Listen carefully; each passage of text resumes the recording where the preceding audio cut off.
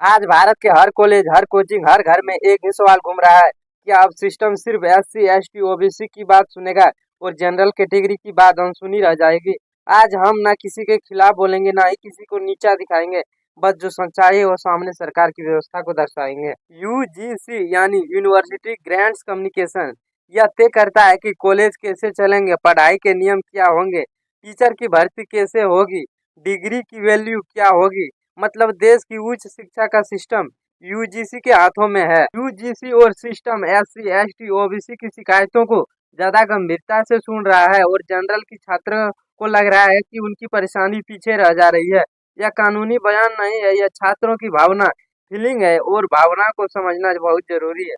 भारत का संविधान कहता है सब बराबर है, लेकिन जो वर्ग इतिहास में दबे रहे हैं उन्हें बराबरी तक लाने के लिए विशेष सुरक्षा दी जा सकती है।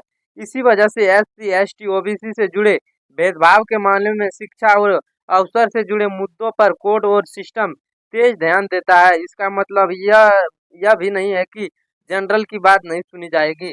अब जनरल छात्रों की बात भी उतनी ही सच्ची है।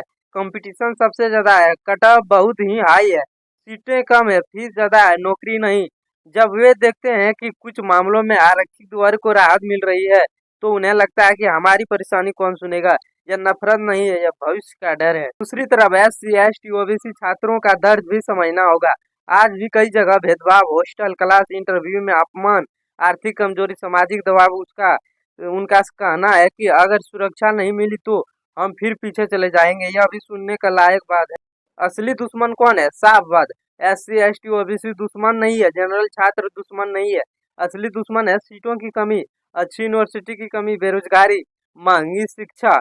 अगर कॉलेज ज्यादा होते तो नौकरी ज्यादा होती, शिक्षा सस्ती होती तो यह लड़ाई पैदा ही नहीं होती। यूजीसी से लोग उम्मीद क्या कर रही है? लोग चाहते हैं कि सिर्फ जाति नहीं, आर्थिक हालात भी देखे जाए, गांव और शहर में फर्क को समझ जाए, सीटें बढ़ाई जाए, शिक्षा सस्ती हो, नौकरी जोड़कर पढ़ाई हो। यूजीसी अगर यह करे तो गुस्सा अपने आप कम होगा।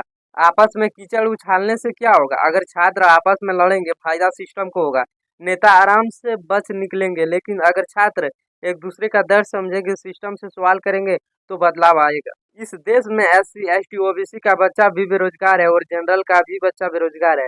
लड़ाई जाति से नहीं है, लड़ाई बेरोजगारी, कमजोरी सिस्टम से होनी चाहिए।